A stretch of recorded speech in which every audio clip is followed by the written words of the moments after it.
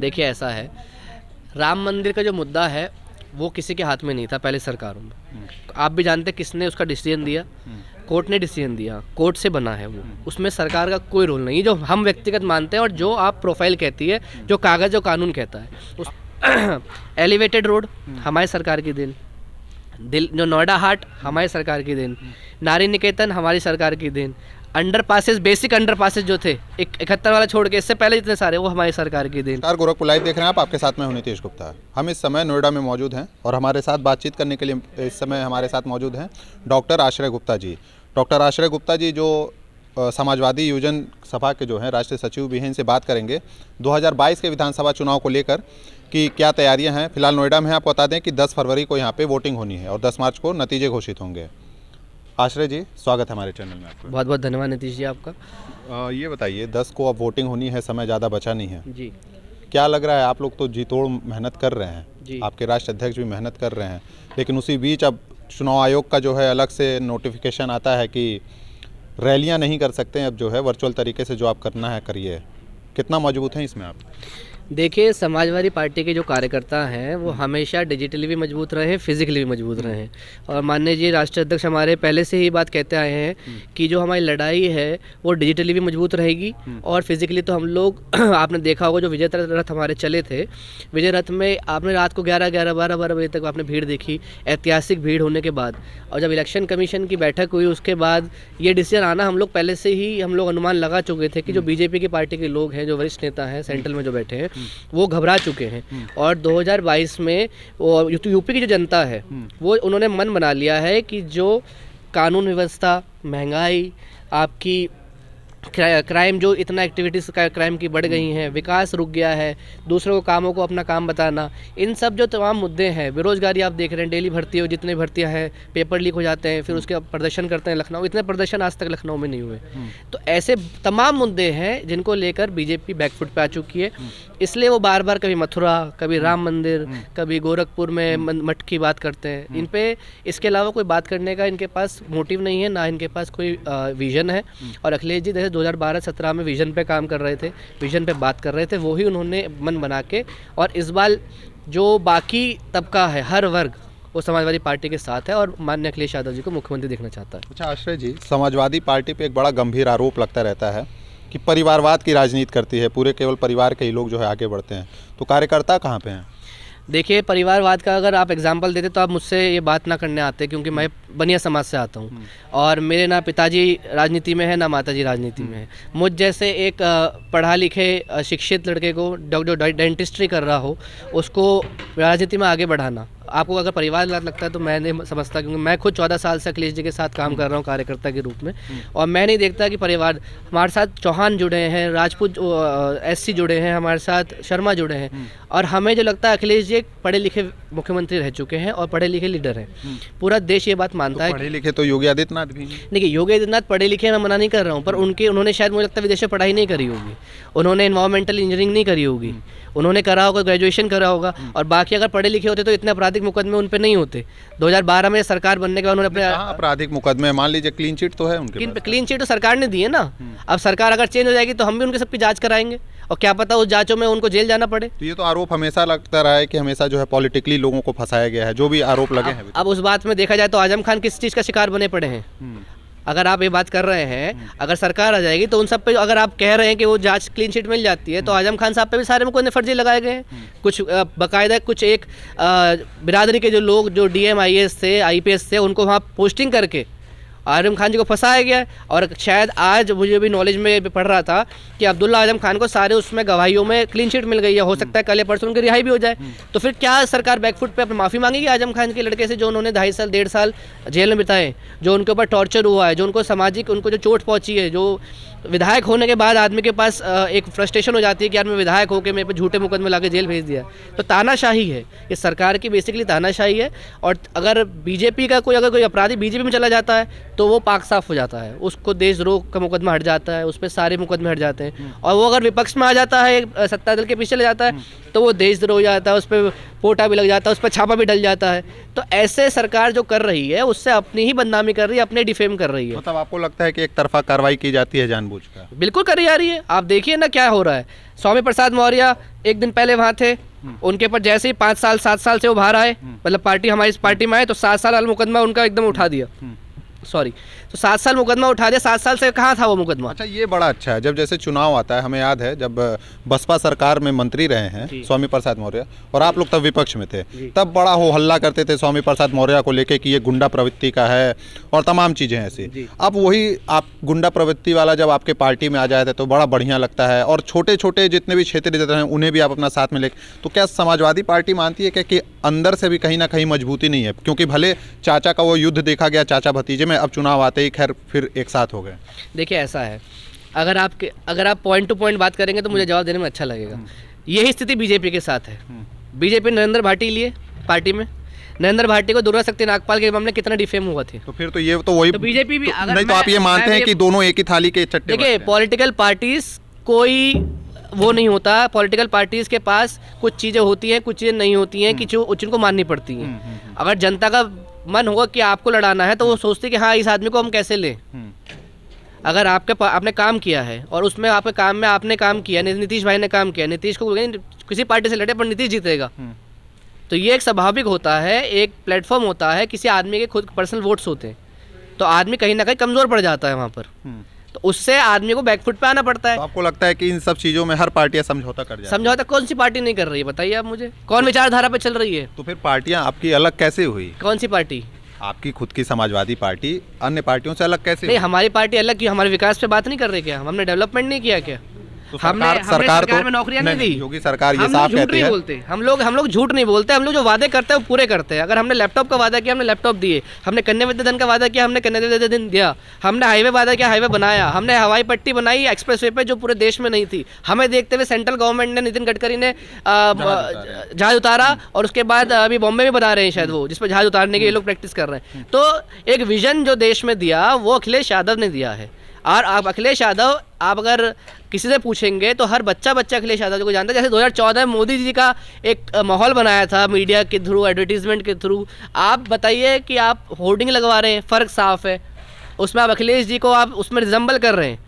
क्या ये सरकारी पैसे का दुरुपयोग नहीं है? कभी किसी सरकार ने ऐसा, मायावती जी ने भी नहीं करा, कांग्रेस ने भी नहीं कभी किसी ने किया। आप फ़र्क साफ है, और उस पर आप झूठी तस्वीर लगा रहे हैं। इनका एक बैनर पकड़ा गया था, दैनिक जागरण में था, जिसमें बंगाल की फ़ोटो इन्होंने लगा रखी थी विकास की, और यूपी के दिखा रखा था। क्या है ये? मतलब आप युवा हैं, एक सवाल ये कि आपके पार्टी पे ये भी आरोप लगता है गुंडों की पार्टी है। जब ये पार्टी सत्ता में आती है तो गुंडई बढ़ जाती है। थाने चौकियों पे जो है जो भी पुलिसकर्मी होते हैं अपने आप को असुरक्षित महसूस करते हैं, रिश्वतखोरी बढ़ जाती है, भ्रष्टाचार बढ़ जाता है। आप इसको किस तरीके से देखते हैं? देखिए, मेरे सामने, हम भी सरकार में 12-17 तक हम लोग रहे, सरकार में हम लोग भी रहे, हम भी देखते थे। आज तक मुझे तो कभी ऐसा किसी ने सुनाया नहीं। हाँ, विपक्ष ज़रूर, तब जो बीजेपी विपक्ष था वो ज़रूर आरोप लगाता था कि हमारे काम नहीं हो रहे, ये नहीं हो रहे। अगर आप इलीगल काम लेके जाएंगे तो थोड़ा ना होंगे। आप कहेंगे कि मेरे कब्जा कर रहा है, इस पर मुझे कब्जा करना है, तो कब्जा थोड़ा ना हो जाएगा किसी पे ऐसे बिना पेपर दिखाए। तो देखिए, हमेशा नेगेटिविटी के साथ हम काम नहीं कर सकते, और ये लोग चाहते हैं कि हम नेगेटिविटी चाहेंगे, हमारे काम होंगे तो अच्छी, नहीं होंगे तो बुरा है। तो ये हमेशा बीजेपी का और किसी भी विपक्ष पार्टी का एजेंडा रहता है कि कैसे डिफेम किया जाए। और आज की डेट में आप जिलों की, कप्तानों की और डीएमओ की और थानेदारों की लिस्ट निकालिए। आप जिले गौतम बुद्ध नगर की बात करें तो यहाँ मुश्किल से 85% एक ही जाति के लोग थानों में पोस्टेड हैं। मैं नाम नहीं लूँगा किस जाति के हैं, सब जानते हैं, ठीक है। यही तो आरोप आपके सरकार पे लगता था। फिर बताइए कितना IAS IPS यादव है, आप खुद बता दीजिए, आप पत्रकार ये तो आरोप आप पे लगता है। वही तो मैं कह रहा हूँ, आरोप नहीं, तथ्य और आरोप पे बहुत फर्क होता है। आरोप तो मैं लगा दूं कि मेरे पे किसी ने बलात्कार का केस लगा दिया, अब उसको प्रूव करने में तो मैं दोषी तो हो गया ना, जब तक प्रूव नहीं होगा तो वो तो पूरी जो चलेगी लाइन कम से कम 2 साल 3 साल तब तक लपेटे में रहोगे। तो ये एक कानून, हमारा कानून ही ऐसा हो गया कि आरोप तो कोई किसी भी इजीली लगा दे, पर उसको प्रूव करने में हम लोग टाइम निकाल देते हैं। तो ये चीज़ें हम लोग को इस बार फाइट करनी है। नेगेटिविटी से हमें चुनाव लड़ना है। जो बीजेपी ने नेगेटिविटी फैला रखी है, राग द्वेष की राजनीति कर रखी है। हम बात करते हैं कि आपने कितने लैपटॉप दिए, अब लैपटॉप क्यों बांट रहे हैं आप एंड में? आप जो स्मार्टफोन बांटे इन्होंने कान्हा स्टेडियम में, आपको 5 साल नहीं दिखाई दिया बच्चों की पढ़ाई और बच्चों की शिक्षा, जबकि तो कोविड सरकार दावा करती है 4.5 लाख रोजगार लोगों को दिया। देखिए आप भी घूम रहे हैं, हम भी घूम रहे हैं, और कितने रोजगार धरना दे रहे हैं वहाँ लखनऊ इको गार्डन में भी दे रहे हैं। और आज नहीं, ये पूरे 5 साल धरना चला है। 5 साल कभी सीटेट ने दिया, कभी 69,000 जो भर्तियाँ हुई हैं उसकी बीएड वाली उन्होंने दिया। अभी पेपर लीक हो गया आगरा में, आपने देखा पेपर लीक कैसे हुआ, किसके नाम आए, बीजेपी कार्यकर्ताओं के लिंकअप आ गए हैं उसमें, और सब अखबार में छपा। ओयो रूम में बीजेपी नेताओं के तार जुड़े हुए हैं, लड़कियों की सप्लाई में बीजेपी। तो अब कहाँ तक आप बचाओगे अपने आप को? गलत काम में सब बीजेपी है। अगर बीजेपी में कोई नेता चला जाता है, जो अब आप 4-5 दिन पहले घटना देखिए, ब्रजेश सिंह पे 25,000 का इनाम है, और वो क्रिकेट खेल रहे हैं। धनंजय सिंह धनंजय सिंह पे 25,000 का इनाम है, वो क्रिकेट खेल रहे हैं मोस्ट वांटेड होके। तो आप खुद देखिए कानून व्यवस्था का, अगर यही चीज़ हमारे सपा में होती तो सब लोग। तो आपको लगता है कि ये भी सरकार जो है एक जाति को लेकर विशेष जो राजनीति करती है? बिल्कुल राजनीति कर रही है और उत्पीड़न कर रही है प्रदेश की जनता का। ठीक है। और एक सवाल राम मंदिर को लेकर पूछते हैं। राम मंदिर को लेकर बड़ा आरोप लगता रहा है कि आपकी सरकार ने जो है इस काम को आगे बढ़ाने की कभी सोची ही नहीं, और राम मंदिर पे ही मुझे लगता है कि बीजेपी अपना कहीं ना कहीं वोट भी मांग रही है। आप राम मंदिर को किस तरीके से देखते हैं? और अब जो है चुनाव जब नज़दीक है तो अखिलेश यादव मथुरा की बात करते हैं, पहले ये चीज़ें याद नहीं थी? देखिए ऐसा है, राम मंदिर का जो मुद्दा है वो किसी के हाथ में नहीं था पहले सरकारों में। आप भी जानते हैं किसने उसका डिसीजन दिया, कोर्ट ने डिसीजन दिया, कोर्ट से बना है वो, उसमें सरकार का कोई रोल नहीं, जो हम व्यक्तिगत मानते हैं और जो आप प्रोफाइल कहती है, जो कागज जो कानून कहता है उसमें आस्था तो है। आस्था क्यों नहीं है? जितनी पूजा हम लोग करते हैं, सुबह शाम हम लोग पूजा करते हैं, टीका लगाते हैं, मंगली मंदिर जाते हैं, आप लोगों पे तमाम तंज कसे जाते हैं, अब्बा जान अली। अब मैं आपको बताऊं, नेगेटिविटी की राजनीति हमसे नहीं होती, ना हमारे नेता से होती है, ना हम लोग कार्यकर्ता कर सकते हैं। हम बात करेंगे कि हाँ हमने यहाँ नाली बनवाई, हम बात करेंगे कि हाँ हमने इस असहाय की मदद करी। मैंने खुद सरकार में 15-20 लाख रुपए ऐसे ऐसे लोगों को दिलाए जो मेट्रो के नीचे लड़का पढ़ता था वेट मशीन लेके, वो वेट मशीन तोलता था और पढ़ता था। किसी ने फोटो ट्वीट करी, हमारे पास आई, मैंने डिम्पल यादव जी को भेजी, अखिलेश जी को भेजी, अखिलेश जी ने तुरंत उसको अगले दिन फ़ोन करके DM NP सिंह हुआ करते थे, उनके माध्यम से हम उसको फ्लाइट से लेके गए। हरिंदर लड़के का नाम था, 5 लाख रुपये मदद। आज भी वो बच्चा नोएडा इंटरनेशनल स्कूल में पढ़ रहा है फ्री ऑफ कॉस्ट। तो ऐसे हम लोगों ने तमाम काम किए हैं। अगर अखिलेश जी को दिखता था कि जरूरतमंद है, आपने देखा होगा जो लाइन में लड़का अभी लाइन में लड़का हुआ था खजांची, उसकी भैया ने रहन सहन परवरिश पढ़ाई तक आज तक 3-4 साल हो गए, आज तक अखिलेश जी ही कर रहे हैं। तो ऐसा नहीं है, हम लोग करते हैं ज़रूरत पे बात, हम लोग करते हैं मुद्दों पे बात। हम लोगों के पास ना फिजूल का टाइम है और ना अब लोग फिजूल के लोगों के पास टाइम बचा है। कि मुद्दों की बात करते हैं लेकिन अपराधियों के साथ तस्वीरें भी आती हैं। मुख्तार अंसारी, अतीक अहमद, कौन है? अब मुख्तार अंसारी साथ कौन सी तस्वीर आई? उनके जो भाई जिन्होंने पार्टी में शामिल किया गया उन पर कोई मुकदमे नहीं है, आप चेक करा सकते हैं गूगल। अतीक अहमद कहाँ हमारी पार्टी में, बताइए? नहीं, तस्वीरें वायरल हैं। तस्वीरें वायरल तो मोदी जी की भी है, कई लोगों के साथ जो पहले मुख्यमंत्री गुजरात में हुआ करते थे, और आधे लोग तो आजकल विदेश जाके बैठे हुए हैं जो देश को लूट के चले गए। अब उस पर तो आप कोई बात नहीं करता, उस पर कोई मीडिया नहीं बोलता है, क्योंकि वो सरकार में अगर बोलेंगे तो मीडिया का सूचना से विभाग से नोटिस आ जाएगा, चैनल बंद करना पड़ जाएगा। अच्छा, एक और चीज़, आपको क्या ये लगता है, दिल से बताइएगा, भले आप कार्यकर्ता हैं, आप सचिव हैं, राष्ट्र सचिव हैं पार्टी के, ये बताइए कि बीजेपी सरकार में लाइट की स्थिति क्या है? देखिए, बीजेपी सरकार में लाइट की स्थिति, ऐसा बोलूँगा, इसमें कहावत हमें याद नहीं आ रही, कि जब कोई काम खाना, ऐसे हमारे माँ बाप है, मम्मी हमारी, छोटा सा एग्जाम्पल, खाना बना के दे देती हैं, खाना खाया, बहुत अच्छा खाना है, खाना हमें खा लिया, पेट हमारा भरा, खाना किसी और ने बनाया, हमने कहा बहुत अच्छा खाना, पेट भर गया। तो खाना हमने बना के परोस दिया था अखिलेश जी ने, बस इन्होंने खिलाना था।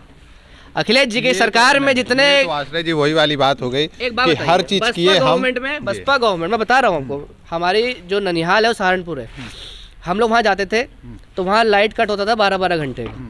सपा सरकार आते जैसे भैया ने पावर प्लांट चालू करवाए, नरोरा का चलवाया, आपका घाटमपुर का चलवाया, आपका जो भी बनाया था पिपराइच में शायद बना था, एग्जैक्ट नाम नहीं आया, जितनी पावर सप्लाई थी, नरोरा वाला जो था उससे सारे NCR की बिजली मिली।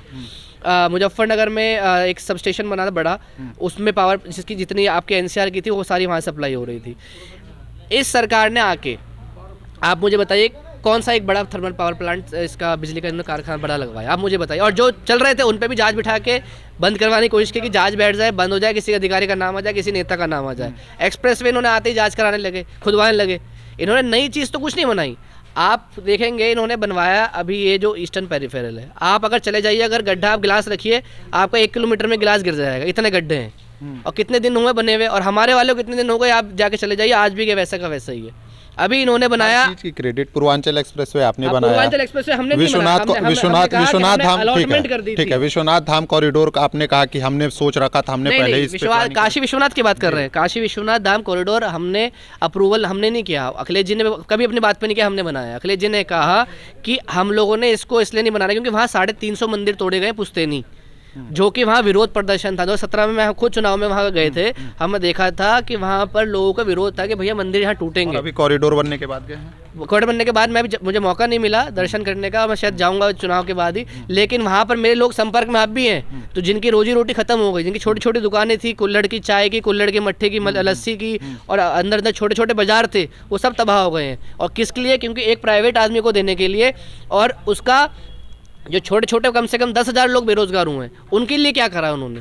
मैं पूछना चाहता हूँ आपके माध्यम से सरकार से कि जो आपने चलो तोड़ दिया, अच्छा बना दिया, कि भव्य बनाया है, आस्था हम लोग की तब भी दर्शन अंदर शिवलिंग के करने होते थे, अब भी शिवलिंग के करेंगे हम लोग आस्था देख के, पर आपने प्राइवेटाइजेशन करके जो 10,000 लोगों के जो घर और जो पुश्तैनी मंदिर तोड़े हैं, उससे तमाम फायदे हैं। सक्रिय गलियों से जो लोग होके गुजरते थे वो चीजें खत्म हो गई। आपकी हेरिटेज साइट तो आप तोड़ रहे हो ना, अब ताजमहल तोड़ दोगे तो देखने कौन आएगा? वहाँ के लोगों का तो ये कहना है कि खुश हैं, कम से कम अब पर्यटक ज्यादा आएंगे। पर्यटक कौन पर्यटक आएगा बताइए? पर्यटक कौन जाता है वहाँ? कौन सा आपका यूएस से आदमी दिल्ली दर्शन करने आएगा? आप तथ्य बात करिए ना। ताजमहल अगर तोड़ देंगे, हेरिटेज छोड़ के कि भाई गंज गलियां हैं छोटी छोटी, तो फिर देखने कौन आएगा? ताजमहल के जितना भी सौंदर्यीकरण करा समाजवादी पार्टी सरकार में हुआ, आप जाके खुद भी चेक कर सकते हैं, वहाँ लोगों से पूछ सकते हैं। वहाँ आज भी लोग जो ताजमहल के आसपास हैं, रेड फोर्ट के आसपास हैं, वो यही कहते हैं कि हाँ, समाजवादी सरकार में ही सारा इनका डेवलपमेंट हुआ है। अब जाके मथुरा वृंदावन के जो जितना धाम का रास्ता था, वो सब अखिलेश जी ने बनवाया था, हम लोग के सामने की बात है। और जब नोएडा का कामों की उद्घाटन हो रहा था, मैं खुद, मुझे इस बात का अच्छा वो है कि सौभाग्य प्राप्त हो कि मैं 5 केडी के अंदर था, और जब वो बटन दब रहा था तो मैं बगल में अखिलेश जी खड़ा हुआ था, और हमने खुद देखा था कि क्या क्या डेवलपमेंट काम शुरू हुए।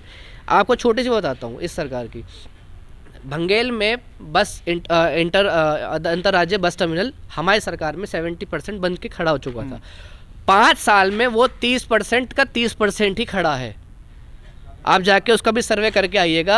अंतर्राज्यीय बस अड्डा जो मोरना वाला है, जहाँ गड्ढे हो रखे हैं, आदमी जा नहीं पाता अंदर सवारी बैग लेके, वहाँ आप जाके देखिएगा, इतना शानदार बस टर्मिनल अखिलेश जी की सरकार में 70%। आज भी फोटो पड़ी है मेरे पास 2017 की, क्योंकि जब सरकार हमारी गई थी उसके बाद मैंने एक सर्वे किया था खुद अपने पास जाके, तो फोटोज़ खींची थी सबकी कि जो काम कितने पेंडिंग रह गए हैं।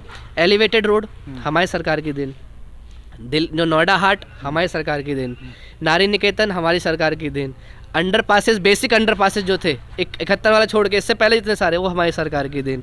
ठीक है, आपका जो नोएडा कोविड हॉस्पिटल जो 2 साल से ये मानो कि भगवान का रूप बन के बैठा था, वो हमारी सरकार के दिन। इस सरकार ने करा क्या? ये नहीं, ठीक है, आप खुद नोएडा में रह रही हैं, अगर मैं झूठ बोल रहा हूँ। नहीं, एक सवाल ये है कि आपकी सरकार ने नोएडा के लिए बहुत काम किया है, एकदम नोएडा को चमका दिया, हाईटेक बना दिया, लेकिन नोएडा आने से आपके जो है राष्ट्रीय अध्यक्ष जी डरते हैं। पता नहीं कौन सी दुनिया में जी रहे हैं। अब तो मान लीजिए आधुनिक हो रही है भारत, लेकिन अब पुरानी परंपराओं को अगर मानेंगे, और अगर वही वाली कहावत है कि अभी भी डर रहे हैं। देखिए, इस बारे में मैं टिप्पणी नहीं करना चाहूँगा, क्योंकि वो उनका एक आस्था से जुड़ा मानो या किसी मिथ से जुड़ा मानो मामला है, और हम तो चाहते हैं कि हमारे नेता हमारे जिले में आए, ताकि हमें भी इनको स्वागत, प्रोत्साहित करिए कि नोएडा आइए, वो चीज़ें खत्म हो गई। भगवान ने चाहा शायद इस चुनाव में वो मौका दें नोएडा को, 10 फरवरी से पहले शायद उनका आगमन हो, क्योंकि रथ अभी जल्दी एक सभा होनी है 15 तारीख, कल शायद इलेक्शन कमीशन का वो आ जाएगा नोटिस कि कैसे कैसे सभा होनी है, कितनी सभा आप कर सकते हो, लिमिटेड एक मंडल में करोगे या जिले में करोगे, तो हो सकता है उसके बाद जो सभा हो हम लोग को सौभाग्य प्राप्त हो जाए, और दादरी या नोएडा में कहीं हम लोग को उनका आने का वेलकम करने का मौका मिले। तो इस बारे में हम लोग अभी कुछ नहीं कह सकते कि वो इस बार नहीं आएंगे। ठीक है, एक आखिरी सवाल, युवाओं का रुख इस बार किस तरफ देखते हैं? क्योंकि युवजन ही सभा से आप जुड़े हुए हैं, राष्ट्रीय सचिव हैं उसके, युवाओं का क्या रुख है, और पार्टी इस बार कितनी सीटें लेके जो है, अगर जीतती है चुनाव तो कितनी सीटें आती हैं? देखिए, ऐसा है, बेसिक हमारे जो चुनाव का मेन मुद्दा ही युवाओं के ऊपर है, रोजगार पे है। हम लोगों की सरकार में सैमसंग का प्लांट आया, उससे 10,000 नौकरियां बढ़ी एनसीआर के अंदर, नोएडा के आसपास के अंदर। तो अखिलेश जी का हमेशा रहा है कि युवाओं को भर्ती की ऐसी चीज़ें करो जो भर्ती मिले, रोज़गार मिले। 1 लाख 2 लाख 3 लाख हम आंकड़े नहीं पेश कर रहे अभी हम कह रहे हैं कि हाँ रोज़गार मिलेगा। अभी अखिलेश जी ने पुरानी पेंशन बहाल के लिए भी बोल दिया है। जो पुरानी पेंशन रुकी हुई थी वो सारी बहाल की जाएंगी। 300 यूनिट बिजली मुफ्त की जाएगी। महिलाओं के प्रति जो एक नेगेटिविटी का माहौल बना पड़ा है महिला सुरक्षा के लिए, महिला सुरक्षाओं पे ध्यान दिया जाएगा। जैसे 1090 भी हमने लॉन्च की थी, उसी पैटर्न पे उसको हाईटेक करके चीज़ें को और आगे बढ़ाया जाएगा। और सबसे बेसिक मुद्दा हम लोग का रहेगा कि जो शिक्षा है, जैसे हम लोग क्या नोएडा की मैं बात करूं, नोएडा में जो शिक्षा नीति प्रणाली है प्राइवेट स्कूलों में बहुत ज़्यादा है। उसकी फ़ीस इतनी ज़्यादा है कि लोग अफोर्ड नहीं कर पाते। कुछ ही तबके के लोग हैं 10-20% जो जा पाते हैं। तो हम लोग का बेसिक मुद्दा रहेगा कि इनको भी एक इनकी समिति बनाई जाए और इनको भी एक फ्रेम में लाया जाए फ़ीस के, कि वो मिनिमम फ़ीस जैसे सरकारी केंद्रीय विद्यालय की है उससे थोड़ा सा अगर प्राइवेट के आप फैसिलिटीज़ दे रहे हो तो उसके अनुसार हम लोगों ने भी लिख के दिया था माननीय जी को कि इसको रेगुलेटरी में डाल दीजिए, ताकि लोगों को जो हर स्कूल में कैम्ब्रिज में किसी को पढ़ना है तो उसकी इच्छा है कैम्ब्रिज में, तो वो अफोर्ड अगर कर पा रहा है तो उसको पढ़ाई का मौका मिल जाए। उसमें ऐसा ना हो कि उसकी फ़ीस इतनी ज़्यादा है कि बच्चा ना पढ़ा पाए। तो हम लोग के जो बेसिक मुद्दे नोएडा के यही रहेंगे, पढ़ाई, शिक्षा, रोजगार। और कितनी आ रही है? देखिए जो अभी आप देख ही रहे हैं, डेली बीजेपी के लोग टूट के आज भी शायद 28 या 29 लोगों ने पार्टी ज्वाइन करी। आपके भी लोग जा रहे हैं, वो तो मान लीजिए हमारे एक जा रहे हैं तो उनके 50 आ रहे हैं। हमारा ये रेशियो चल रहा है, क्योंकि हमारा एक गए थे परसों जो हमारी पार्टी से निष्कासित थे। जैसे कि आप फिरोजाबाद वालों की जो आप बात कर रहे हो, हरिओम यादव की, वो पिछले 1.5-2 साल पहले पार्टी से निष्कासित हो गए थे, तो हमारी पार्टी में थे नहीं। तो वो गए और 50 शायद अभी आज तक हमारे पास आ जाएंगे। बीजेपी के जो सिटिंग विधायक और मंत्री रहे हैं, मैं उनकी बात कर रहा हूँ, मैं कोई ऐसे वैसे बीजेपी जिला अध्यक्षों की बात नहीं कर रहा हूँ। तो और माहौल देख के लग रहा है कि हम 350 प्लस जाएंगे, जो हमारी आंकड़े कहते हैं। चलिए, आपने हमें समय दिया, आपका बहुत बहुत धन्यवाद। धन्यवाद सर, बहुत बहुत धन्यवाद।